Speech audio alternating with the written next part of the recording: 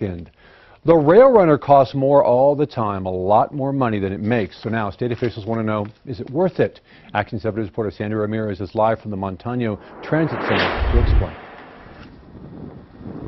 Yeah, well, part of the problem is that Rail Runner Express fares only bring in about $2.8 million a year.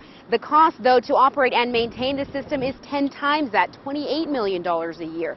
Now, today I spoke with a Rail Runner Express official who tells me that fares are only a small piece of the pie and that funding from other sources are more than enough to keep these trains on the tracks.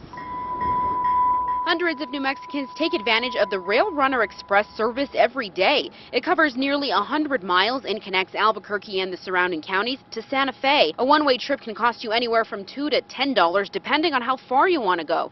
That money helps keep the train running. But there are concerns from the New Mexico Department of Transportation that it's not enough. Rail Runner officials disagree. Transportation systems, there's not one in the world, let alone the country here in America, that actually pays for itself.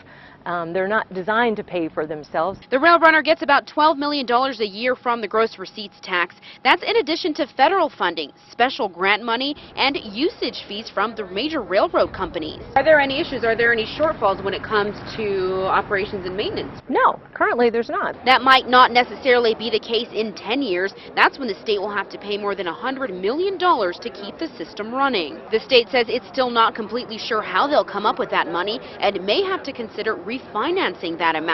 Rail Runner Express says this service may be a little ahead of its time here in New Mexico, but believes the benefits of this form of public transportation might be more apparent in the next decade.